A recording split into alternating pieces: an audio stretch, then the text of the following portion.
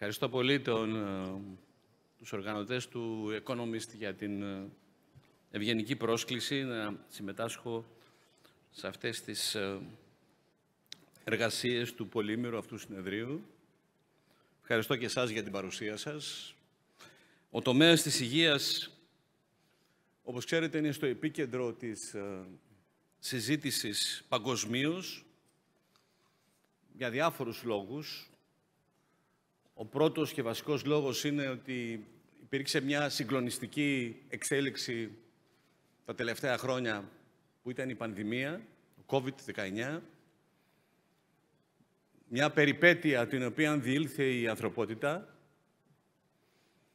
κατόρθωσε και την παρήλθε, τη διήλθε με επιτυχία, κατόρθωσε και πολύ γρήγορα ανακάλυψε τα κατάλληλα εμβόλια, τα κατάλληλα θεραπευτικά προϊόντα, έτσι ώστε μπορέσαμε και εξήλθαμε νικητές, οι κοινωνίες στάθηκαν όρθιες και με την πανδημία παρούσα, γιατί είναι παρούσα και ορισμένες φορές είναι σε έξαρση, όπως είναι αυτή την εποχή, παρόλα αυτά τα αποτελέσματά της, οι συνέπειες της δεν είναι τόσο επώδυνες και θανατηφόρες όπως ήταν στα πρώτα της στάδια και ευτυχώς μπορούμε μέσα από τη χρήση ήδη φαρμακευτικών προϊόντων τα οποία στο μεταξύ ανακαλύφθηκαν να μπορούμε να τη διαχειριστούμε χωρίς επιβάρυνση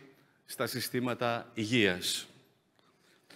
Ο άλλος λόγος για τον οποίο η υγεία βρίσκεται στο επίκεντρο της προσοχής παγκοσμίως είναι ότι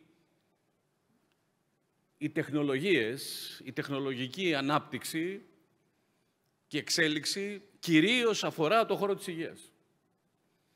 Είναι θαύμα το γεγονός ότι πάρα πολλές εφαρμογές της τεχνολογίας βρίσκουν κάθε μέρα εφαρμογή στην ιατρική, στις νοσηλείες, τα νέα φάρμακα, οι νέες θεραπείες, οι διαγνωστικές εξετάσεις, οι απεικονιστικές εξετάσεις, όλα αυτά τα οποία πραγματικά δημιουργούν μια νέα πραγματικότητα, μια νέα εποχή στον τομέα της ιατρικής επιστήμης και της νοσηλείας. Και αν προσθέσουμε σε αυτά και το artificial intelligence, το οποίο αρχίζει και μπαίνει μαζικά στον χώρο της υγείας και θα έλεγα ότι ακριβώς το AI έχει ως κύριο χώρο εφαρμογής το χώρο της υγείας. Αντιλαμβάνεστε ότι μιλάμε για μια επανάσταση η οποία συντελείται αυτή τη στιγμή στον χώρο της υγείας, στο επίπεδο των νοσηλειών, όπως είπα, της αντιμετώπισης μεγάλων πανδημιών και ταυτόχρονα η τεχνολογία η οποία εισέρχεται με μεγάλη ταχύτητα, πολύ μαζικά και άρα δημιουργεί και επιχειρηματικότητα.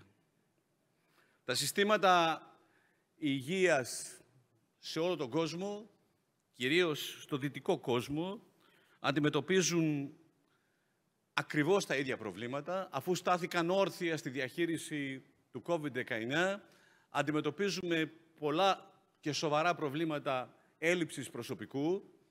Σκεφτείτε ότι λείπουν στην Ευρώπη 1 εκατομμύριο εργατικά χέρια επαγγελματιών υγείας. Από γιατρούς και νοσηλευτές μέχρι το λοιπό προσωπικό. Είναι ένα ζήτημα το οποίο ταλαιπωρεί όλη την Ευρώπη και προσπαθούμε να βρούμε τρόπους να καλύψουμε αυτές τις ανάγκες, αλλά αν αυτό το συνδέσουμε και με τη γύρανση του πληθυσμού, αντιλαμβάνεστε ότι η πίεση που ασκείται αυτή τη στιγμή στα συστήματα υγείας είναι ακόμα μεγαλύτερη, πρωτοφανής θα έλεγα, σε συνδυασμό με την έλλειψη προσωπικού. Και καλούμαστε να πάρουμε αποφάσεις. Και εδώ έχουμε τα προβλήματα όπως ανέφερα, αλλά από την άλλη πλευρά έχουμε και μεγάλες προκλήσεις.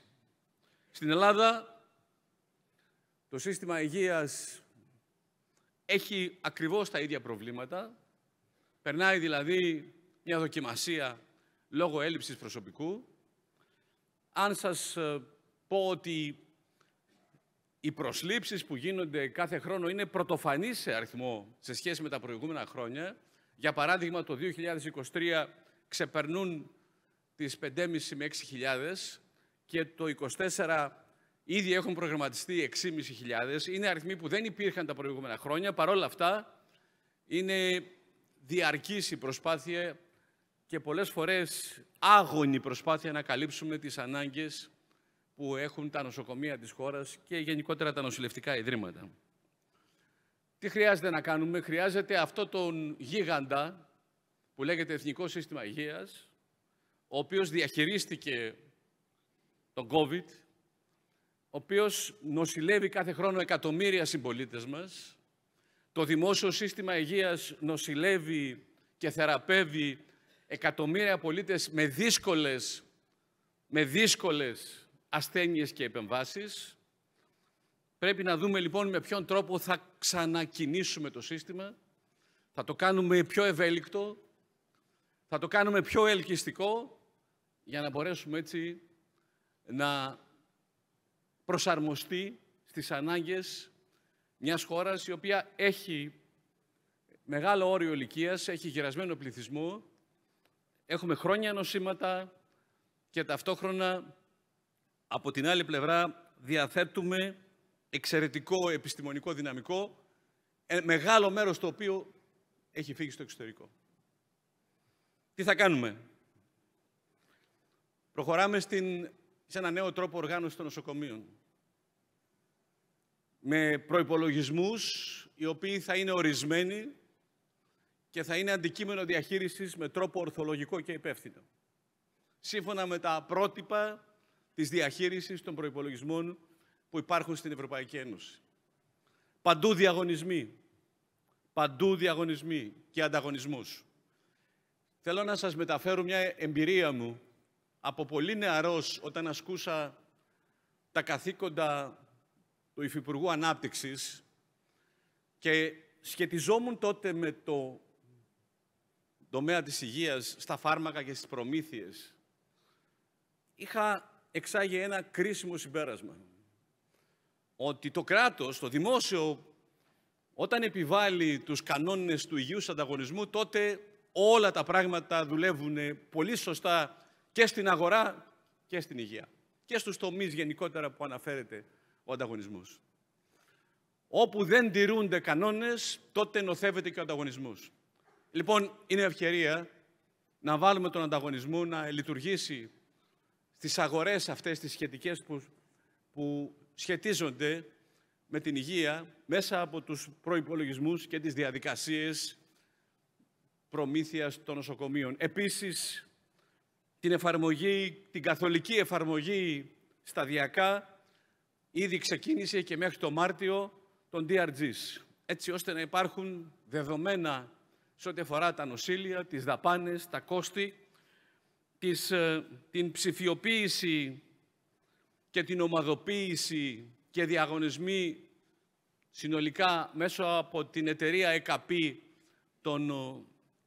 της προμήθειας των υλικών και της λειτουργίας, όπως είπα, του ανταγωνισμού, κίνητρα για ορθολογική διαχείριση και έσοδα στα νοσοκομεία από την προσέλκυση περιστατικών που σχετίζονται με τη δυνατότητα των νοσοκομείων να διαχειρίζονται δύσκολα περιστατικά και επίσης επενδύσεις καινούριες στα νοσοκομεία. 3 νέα νοσοκομεία που χτίζει αυτή τη στιγμή, ξεκίνησε να κατασκευάζει το Ίδρυμα Νιάρχος στην Κομοτηνή, το Παιδιατρικό Νοσοκομείο Θεσσαλονίκης, το οποίο στην ουσία είναι ένα νοσοκομείο βάσης για την Βόρεια Ελλάδα, και το νοσοκομείο της Σπάρτης, και τρέχουμε πολύ γρήγορα να κατασκευάσουμε το Ογκολογικό Νοσοκομείο Θεσσαλονίκης, ένα νοσοκομείο πραγματικά εντυπωσιακά ηρωικό για πολλές δεκαετίες που υπηρετεί συνολικά τη Βόρεια Ελλάδα, το μοναδικό αντικαρκινικό νοσοκομείο που ασχολείται αποκλειστικά με ογκολογικά περιστατικά. Και ταυτόχρονα τα νοσοκομεία μας έχουν αυτή τη στιγμή κατακλείσει νέες τεχνολογίες. Θα συνεχίσουμε μέσα από τα προγράμματα του RRF και του ΕΣΠΑ να προμηθευόμαστε όλες εκείνες τις αναγκαίες τεχνολογίες, έτσι ώστε και θεραπευτικά αλλά και από πλευράς χρόνου να μπορούμε να είμαστε αποτελεσματικοί στις θεραπείες. Νέες εγκαταστάσεις για τις θεραπείες του καρκίνου. Το μητρό για τον καρκίνο που δεν έχει χώρα αυτή τη στιγμή. Ο ψηφιακός φάκελος ασθενούς, μια κατά τη γνώμη μου επανάσταση, η οποία θα συντελεστεί μόλις ετοιμαστεί, υποθέτω, περίπου σε 1,5 χρόνο. Ο νέος χάρτης, ο ψηφιακός χάρτης υγείας, η ψηφιοποίηση των αρχείων των νοσοκομείων, η συνολική ανασύνταξη, αναγέννηση και μια σύγχρονη μορφή οργάνωσης του ΕΟΠΗ, ο οποίος είναι ένας τεράστιος γίγαντας, 7 δισεκατομμύρια, και πρέπει να λειτουργήσει στα πλαίσια μιας υγιούς ασφαλιστικής εταιρείας που είναι αυτός που πληρώνει κάθε χρόνο τις δαπάνες, έτσι ώστε όλες οι διαδικασίες του να είναι ψηφιοποιημένες και με ελέγχους, real-time ελέγχους από την πλευρά του ΕΟΠΗ, έτσι ώστε να υπάρξει μια εξορθολογικοποίηση των δαπανών. Ο ΕΟΦ, ο οποίος χρειάζεται μια συγκλονιστική, θα έλεγα, ανανέωση και ενίσχυση του προσωπικού του. Just a minute. Okay. Please. Και τέλος, η φαρμακευτική πολιτική, μια υπόθεση που συζητάμε πάρα πολλά χρόνια, δεκαετίες τώρα. Το πρόβλημα, το ζήτημα είναι ότι κάθε χρόνο η δαπάνη αυξάνεται. Νέα καινοτόμα φάρμακα εισέρχονται στην αγορά και πρέπει να σας πω ότι δεν πρόκειται να στερήσουμε καμία καινοτόμα νέα δράση φαρμακευτική που εισέρχεται στη χώρα.